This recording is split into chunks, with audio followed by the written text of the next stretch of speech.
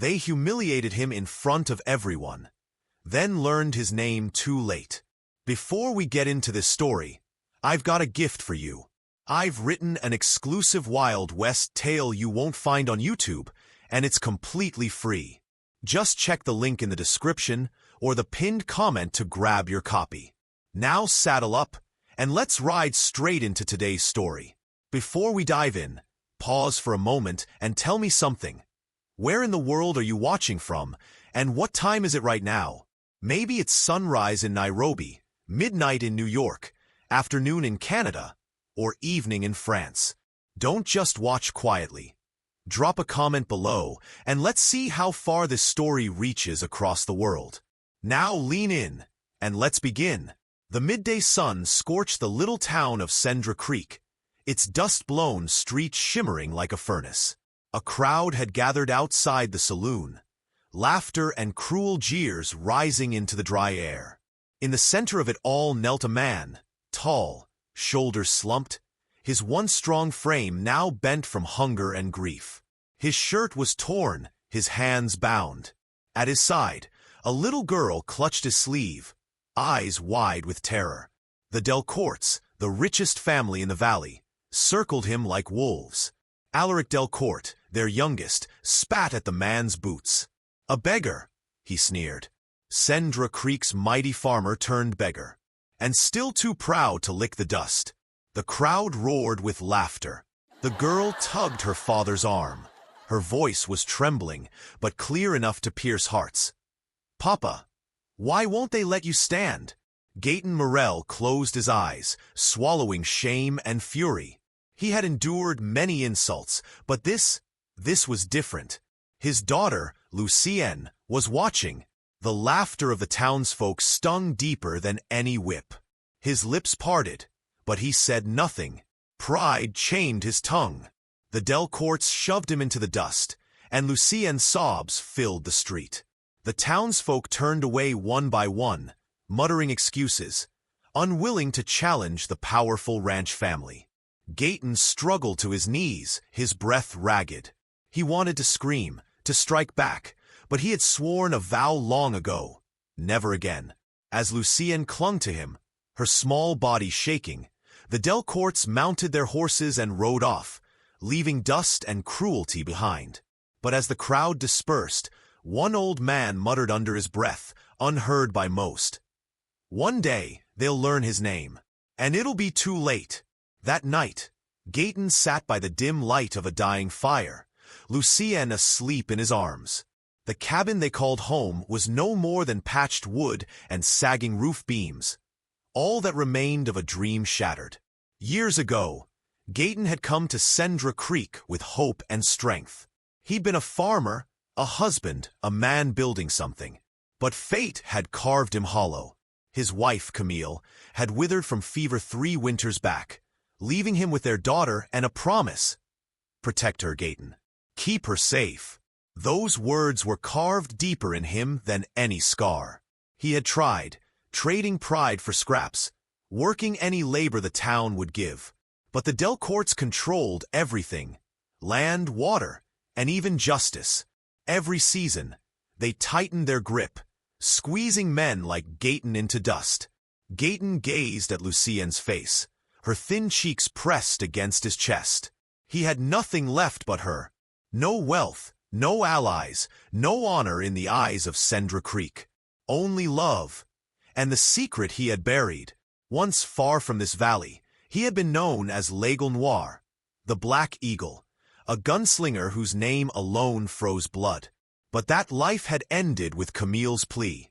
He had sworn never to raise a gun again. Yet tonight, shame burned hotter than the fire. He replayed Lucienne's words in his head, a knife twisting with each echo. "Papa, why won't they let you stand?" He had no answer. He only had silence, and the promise that one day, she would know he was not always a broken man. Outside, a wolf howled against the night wind. Gaetan held his daughter closer, whispering a prayer Camille would never hear. At dawn, the town stirred to whispers. The Delcourts had posted notices at the saloon and the church. Debts owed, land seized, labor demanded. Gaetan's name was written bold among them. They claimed he owed water dues, though he hadn't drawn from their wells in months. The punishment: servitude. Gaetan's stomach nodded when he saw it.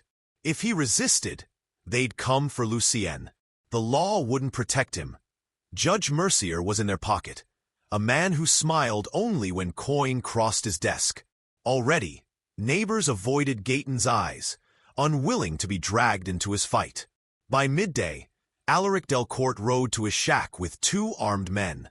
They tied Gaetan's hands and forced him into the street. Lucien ran after them, screaming. The crowd gathered again, as though humiliation had become a spectacle. "This man thinks himself proud," Alaric boomed. "But pride can't pay debts. Let him learn to bow." They forced Gaetan to his knees in front of the saloon once more, pressing his face into the dirt. Lucien's small fists pounded on Alaric's boots, her voice cracking with rage. The crowd murmured uneasy. Some pitied the child, but none dared step forward. Alaric smirked, raising his hand to strike her, when a stranger's voice cut through the tension. "That's enough." All heads turned. A tall figure in a dusty coat leaned against the post, eyes shadowed by the brim of a hat. The silence that followed was thick, dangerous. Gaetan lifted his head, a flicker of recognition in his tired eyes. He knew that voice. The stranger stepped into the open, boots crunching on gravel. His coat was frayed at the edges, his revolver worn but polished. The townsfolk whispered, their fear shifting from the Delcourts to this unknown man. His name was Matthew Verdet, a wanderer whose past was tangled with blood and secrets. Alaric's lips curled in a sneer. "You've no place here, drifter." He shoved Lucien aside, pointing at Gaetan. "This is Cendra Creek's lesson. Pride dies here." Matthew's eyes flicked to Lucien, then back to Alaric. "Funny," he said softly. "Where I come from, men who strike children don't live long." The words hung like smoke. The Delcourt's gunman shifted uneasily. Gaetan felt his chest tighten. He had once known Matthew, long ago, when both their hands were quicker on the draw than their consciences could carry. But Gaetan had buried that life. Seeing Matthew here was like a ghost rising from the dust, threatening to drag him back. He shook his head subtly, trying to warn him off. Yet Matthew only smirked. The standoff broke when Alaric laughed, waving the crowd away. "Then keep your pity for beggars, stranger. This man belongs to us." He ordered Gaetan dragged back to the shack, where chains would keep him. As Lucien cried, Gaetan caught Matthew's gaze one last time. The look in his old comrade's eyes was clear. "This isn't over." Night fell heavy. Gaetan sat shackled inside the shed, wrists raw from iron cuffs. Lucien huddled against him, her sobs softening into hiccuping breaths. Through the slats, torchlight flickered. The Delcourt's men kept watch outside. He had never felt so trapped, so powerless. Matthew came at midnight, slipping through the shadows. With a thin blade, he cut the bindings on the door. "You've fallen low, Gaetan," he whispered. "But I know who you are, and so will they, if you stand." Gaetan's voice was bitter. "That man is gone, buried with Camille." He looked at Lucien, her face pale even in sleep. "I swore she'd never see me take a life." Matthew's expression hardened. "And if the Delcourts take her instead, will your silence keep her safe?" His words were sharp, merciless, but true. Gaetan had no reply. Outside, a drunken guard stumbled past, singing off-key. Matthew slipped back into the night, leaving only a warning behind. "Cendra Creek laughs at you now, but they whisper of the Black Eagle. When they learn it's you, their laughter will die." Gaetan sat in the dark, his daughter's small hand in his. He closed his eyes, fighting the storm in his chest. He had sworn never again. But how much longer could he endure? The days blurred into each other. Shackled by debt, Gaetan worked under the Delcourt's watch. They sent him to the stables, mucking filth, dragging water buckets he could barely lift. Lucienne followed close, carrying scraps of hay, her small body growing thinner each day. The townsfolk passed by, some averting their eyes, others shaking their heads. Sympathy cost nothing, yet no one dared offer it. At night, Gaetan returned to their shack with little more than stale bread. He tore it in half, pretending not to notice Lucienne pushing the larger piece toward him. "Eat, Papa. You work harder than me." His throat tightened. He forced a smile and swapped pieces when she wasn't looking. Hunger gnawed, but shame gnawed deeper. The Delcourts came daily to taunt him. Alaric, in particular, relished spitting words like venom. The great black eagle, reduced to mucking stalls. He had no proof, only rumors, but each taunt struck like a hammer against Gaetan's vow of silence. Lucienne's eyes, though, were what broke him. She never asked again why he wouldn't fight. Instead, she whispered prayers at night, small and desperate. "Please God, let my papa stand again." Gaetan turned his face into the dark. The vow weighed like iron. But his daughter's prayers? They were heavier still. One evening, when Lucienne staggered from exhaustion, a voice called from the shadows. "Here." A woman stepped forward, holding out a cloth-wrapped loaf and a flask of water. She was tall, with silver streaking her hair and eyes like storm clouds. "Take it before someone sees." Her name was Aurora, a widow who lived on the edge of town. Her husband had once defied the Delcourts and paid with his life. Since then, she had survived in silence. But seeing Gaetan and Lucienne stirred something long buried. Gaetan hesitated, pride warring with need. Lucienne's eyes, wide with hunger, decided for him. He accepted the bread with a nod. "Merci." Aurora's lips curved in a faint smile. "Don't thank me. Just don't let them break you." That night, as they shared the bread, Lucienne asked softly, "Papa, why does Madame Aurora help us when no one else does?" Gaetan thought of the widow's haunted eyes, of her grief carved into silence. "Because she remembers," he whispered. The kindness was small, but it warmed like a fire in winter. Yet kindness was dangerous. If the Delcourts discovered it, Aurora's fate would mirror her husband's. Gaetan clenched his fists. He had already lost one love to death. He would not see another dragged down for his sake. The Delcourts did not tolerate defiance, even in whispers. One afternoon, Alaric spotted Lucienne slipping a piece of bread into her dress pocket. The bread Aurora had given. His eyes narrowed. He dragged the girl into the street by her arm, shouting, "A thief! The beggar's brat steals from decent folk." Gaetan froze. Every muscle screamed to move, to strike, but the memory of Camille's last words clamped down on him. "Protect her," she had whispered, "not avenge." His body trembled with restraint. Alaric raised his whip. The crowd gasped as the leather cracked against Lucienne's back. Her cry was sharp, piercing. Gaetan's knees buckled. The world blurred red. He lunged forward, chains rattling, and threw himself over his daughter. The whip struck him instead. Once, twice. The crowd watched in stunned silence. Some turned away, unable to stomach it. Others whispered the word that now hung like smoke in the air. "Eagle." Alaric's arm stilled.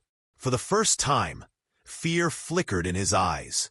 He leaned close to Gaetan's ear and hissed, "If you are who they say you are, prove it, or stay in the dirt where you belong." Gaetan met his gaze, blood trickling down his cheek.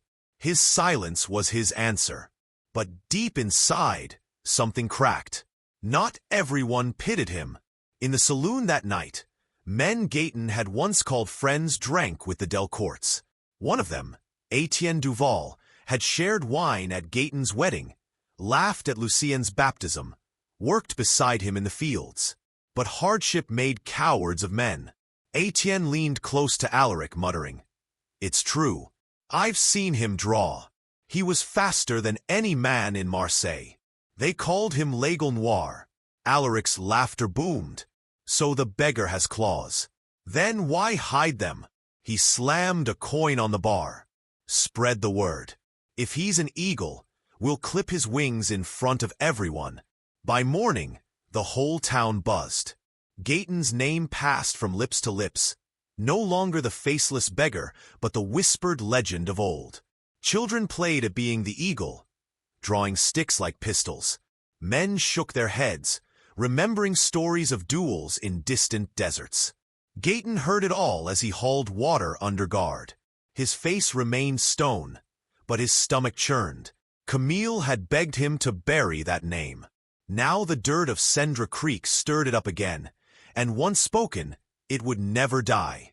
That night, Etienne came to him, drunk and ashamed. "I'm sorry, Gaetan," he slurred. "They paid me." Gaetan turned his face away. Forgiveness was far from his lips. The next Sunday, the Delcourts staged their cruelest spectacle yet. They dragged Gaetan to the churchyard, Lucien forced to follow. The townsfolk gathered in silence, drawn by morbid curiosity.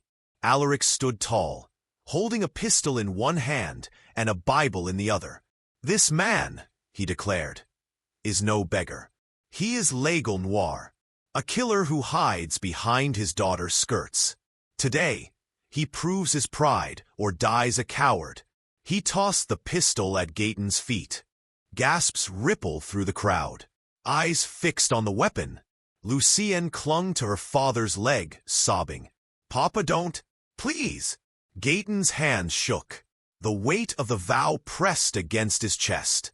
Camille's face swam before his eyes, pale and fevered, whispering, "Protect her." He bent, picked up the pistol, and threw it aside. The silence was thunderous. Alaric sneered. "So be it. Let the whole town remember. Your black eagle is nothing but broken wings." He struck Gaetan hard across the jaw. Laughter and jeers filled the air again. But underneath, a new current stirred. Not everyone was laughing. Some pitied, some doubted, and some feared what would come if the eagle ever rose again. Gaetan staggered, blood on his lips. He had kept his vow another day. But how many more could he endure before silence cost him everything? The church stood empty after service, its benches still creaking from the townsfolk who had come to witness Gaetan's humiliation. He lingered there alone with Lucien, the smell of wax and dust heavy in the air. She knelt beside him, tiny hands clasped, eyes squeezed shut in prayer. Her whispers broke him more than the whip had. "Please God," she murmured, "make them stop hurting Papa. Let him be strong again." Gaetan's throat tightened. He wanted to tell her he was strong, that once men had trembled at his name. But to speak it was to betray the promise he had made at Camille's deathbed. Instead, he pressed a rough hand to his daughter's hair. "God hears you," he said softly, though he wasn't sure he believed it anymore. Outside, boots scraped against gravel. He stiffened. Two Delcourt riders leaned in the doorway, grinning. "Praying won't save him," one sneered. "A man's either an eagle or he's a worm." They spat on the church floor and left laughing. Gaetan clenched his fists in the silence that followed. He lowered his head and whispered, not to God this time, but to Camille, "I don't know how much longer I can keep your vow." The summer sun beat down, cruel and unrelenting. Gaetan was forced to work the Delcourt wheat fields, sweat streaming down his back, his hands blistered raw. Lucien carried water to him in a chipped tin cup, her face pale with heat. Every time he saw her stumble, rage coiled tighter in his chest. That evening, flames lit the horizon. A section of the Delcourt fields burned wild, the dry stalks crackling under the inferno. Gaetan dropped his tools and ran toward the blaze, Lucien racing behind. The ranch hands shouted orders, forming a line to fight the fire. Amid the chaos, a figure slipped through the smoke. Matthew Verdet. He caught Gaetan by the arm. "This is your chance," he hissed. "Take Lucien. Leave tonight before they chain you forever." Gaetan stared at him, torn between desperation and duty. If he fled, the Delcourts would burn the town's wrath against everyone left behind. Aurora, even Etienne. If he stayed, he might save lives, but at the cost of his own freedom. In the end, he plunged into the fire line, hauling buckets until his arms gave out. Matthew cursed and vanished back into the smoke. By dawn, the fields were saved, but whispers spread that Gaetan had fought harder to protect his enemy's land than his own pride. Aurora found him the next night, sitting outside the shack, his body trembling from exhaustion. She brought broth, rich with herbs, and pressed it into his hands. "Eat," she ordered, "or you'll leave that child alone in this world." He obeyed, too tired to argue. In the silence that followed, Aurora's voice dropped low. "You think you're the only one chained by a promise? My husband defied the Delcourts. They hanged him in the square. Before he died, he begged me not to follow. So I stayed quiet. I've hated myself every day since." Gaetan looked up, startled. Her eyes burned with unshed tears. "Your silence keeps Lucien alive. But one day, it will kill her spirit. Children need to believe their fathers are strong." Her words struck deeper than the whip. For the first time in years, Gaetan felt something shift inside him, an ember stirring in the ashes. He reached for her hand, rough meeting soft. They said nothing more, but in her grip, he found a strength he thought he had lost. From the shadows unseen, a pair of Delcourt spies watched. Their smirks promised ruin. The next humiliation came swift. The Delcourts stormed into town with gaudy fanfare, dragging a bound prisoner behind their horses. It was Aurora. They accused her of aiding thieves and sedition. The truth was simpler. They had seen her bring food to Gaetan. They lashed her to the whipping post in the square. The townsfolk gathered, shame etched in every face, but silence locking their tongues. Gaetan stood in the crowd, chains clinking, Lucien gripping his arm. He felt her trembling. "Papa, help her." The first lash cracked the air. Blood blossomed across Aurora's back. She did not cry out. The second lash fell. Gaetan's breath came ragged, his nails cutting into his palms. He remembered Camille's promise. He remembered Lucien's prayer. And then the third lash struck, and his vow shattered. "Stop!" His roar silenced the square. The guard froze mid-swing, startled. Gaetan stepped forward, his chains dragging, his body trembling with fury. His eyes locked on Alaric. "Enough!" The crowd held its breath. For the first time, the beggar's voice carried the weight of something far greater. A promise of reckoning. By nightfall, the town was alive with whispers. Some said they had seen the fire return to Gaetan's eyes, the same fire from the duels of Marseille. Others swore they saw Alaric's hand tremble on his pistol when Gaetan spoke. Whether truth or rumor, the effect was the same. The legend of the Black Eagle no longer whispered in secret, but spoken openly. Aurora, weak and bleeding, was carried home by women of the town. She clutched Gaetan's hand as they passed, her eyes fierce despite the pain. "Don't stop now," she rasped. "You've already begun." That night, as Lucien slept, Gaetan sat alone outside the shack. The moon carved his face in silver. His revolver, untouched for years, lay across his knees. He hadn't loaded it. Not yet. But just holding it made his heart pound with forgotten thunder. Matthew appeared from the shadows, a half-smile curling his lips. The eagle spreads its wings again. Gaetan didn't answer. His silence was gone, replaced by something sharper. Not vengeance, yet, but resolve. He lifted the revolver and whispered to the night, as though Camille could hear.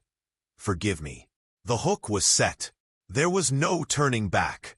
The morning after Gaetan's defiance, the Delcourts tightened their grip on the town. Armed riders patrolled the streets, rifles visible, daring anyone to whisper the Black Eagle's name. But it was too late. Fear had shifted. No longer was the town afraid of speaking Gaetan's past. They were afraid of what might happen if he rose again. Lucienne sensed it, though she did not understand it. She clung to her father's sleeve as they walked to fetch bread. "They look at you different now," she whispered. Gaetan's heart clenched. He had wanted to shield her from all this, to raise her in peace. But peace had been a lie written in silence and pain. That night, he sat with Aurora, who was still weak from her punishment. "I swore to my wife I would never draw again," he confessed, his voice rough. Aurora's gaze held his. "And what did you swear to your daughter?" The words struck deeper than bullets. He realized then. His vow had not kept Lucienne safe. It had only kept her father buried. Alaric Delcourt moved swiftly. If the Black Eagle stirred, he meant to strike first. He sent men to burn Aurora's cottage in the night. Flames consumed her home, and she barely escaped with her life. The town watched in silence, fury growing but chained. That same night, Matthew Verdett forced Gaetan's hand. He smuggled a pistol into Gaetan's shack and set it on the table beside Lucienne's sleeping form. "They will keep taking, Gaetan. First your pride, then your friends, then your child. How long will you kneel?" Gaetan stared at the weapon. His fingers twitched. The steel sang to him like an old hymn. At dawn, Alaric rode into the square with his men. He called Gaetan out, mocking him before the crowd. The Black Eagle? A worm dressed in rags. He laughed, and his men echoed. Lucienne clutched her father's hand, tears brimming. Something broke. Gaetan stepped forward, the pistol heavy at his side. "You want the eagle?" His voice carried across the hushed square. "Then look at him." Gasps rippled. The silence of years was gone. The challenge was set. Alaric sneered, but he could not refuse. The town's eyes burned into him. By dusk, the square had emptied of merchants, filled instead with tense faces pressed against shuttered windows. The air smelled of dust and destiny.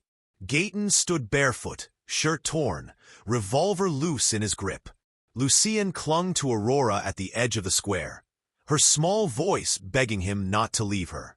He met her gaze and gave the faintest nod.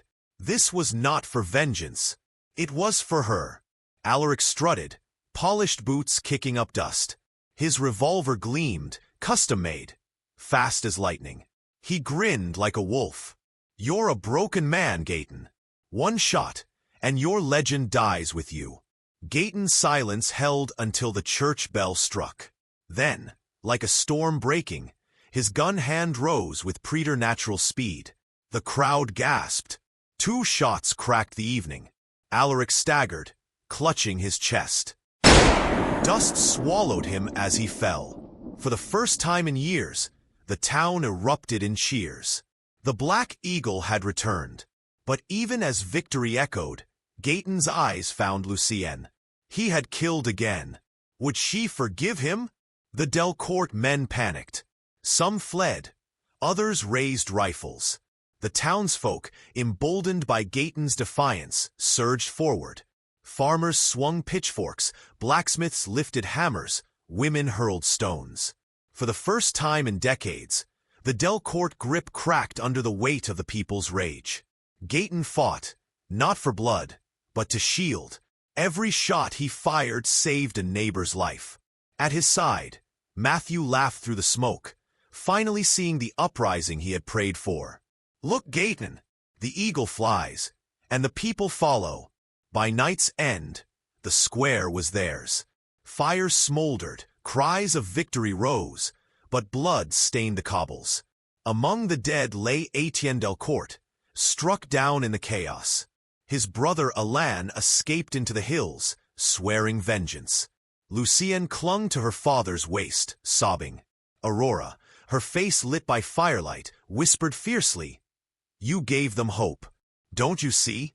You were never just a man. You were what they needed to remember they could stand. But Gaetan only looked at his hands, still trembling from the gun's recoil. Freedom had been bought, but at what cost to his soul? Dawn broke over a changed town. The Delcourt banners were torn down, their estates abandoned by fleeing men. For the first time, the people walked the streets unchained. Gaetan sat on the church steps, revolver resting beside him. Lucienne nestled in his lap, exhausted but safe. He stroked her hair, the weight of years heavy in his chest. Aurora approached quietly, a bandage on her arm, her eyes soft with both grief and relief. "You saved us," she said. He shook his head. "I broke my vow. Camille asked me to lay the gun down forever." His voice cracked. "I couldn't." Aurora knelt before him. "You didn't break it, Gaetan. You honored it. You fought not for pride, not for blood, but for your daughter's life and for ours." Camille would have seen that. Lucienne stirred, her small hand reaching up to touch his cheek. "Papa," she whispered, "you're not a worm. You're my eagle." Tears blurred Gaetan's vision. He lifted her, pressed her against his chest, and at last, after years of silence, he let himself weep. The town bells rang in freedom, and above it all, the Black Eagle's legend soared, not in violence, but in the hearts of those he saved. The end. If you enjoy the story, don't forget to like and subscribe to our channel for more amazing blockbusters. Thank you.